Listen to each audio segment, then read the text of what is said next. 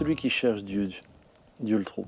Regardez, l'apôtre Paul, dans sa volonté de servir Dieu, a été persécuteur de l'Église. Et il pensait sincèrement servir Dieu.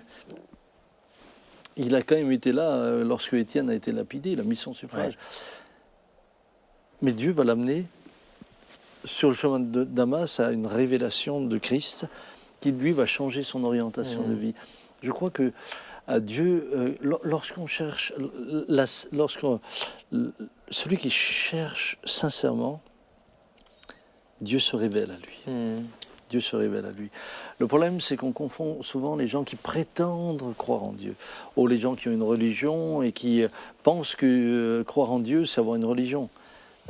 Ça, évidemment, vous pouvez avoir des gens très, je dirais, très loin de Dieu, mais au fond d'eux-mêmes, ils ne le cherchent pas.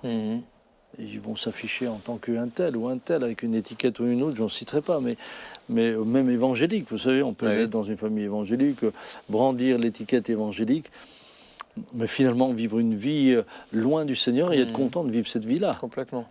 Celui-là, je ne peux pas dire qu'il cherche Dieu. Ouais. Celui qui cherche réellement Dieu, Dieu se révèle à lui. Dieu se révèle à lui. Et je crois que s'il le cherche réellement, c'est parce que le Saint-Esprit fait son œuvre. Ouais. Nul ne vient à moi si le Père ne l'attire. Et c'est pour ça que moi j'annonce l'Évangile à tout un chacun. À tout un chacun. Dans ce voyage au Congo, j'étais tellement...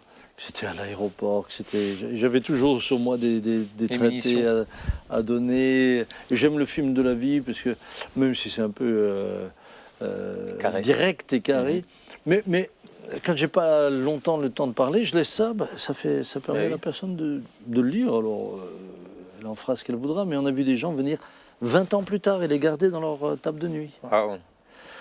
Donc voilà, semons, nous ne savons pas ce qui lèvera, mais le Seigneur, lui, il sait. Yes.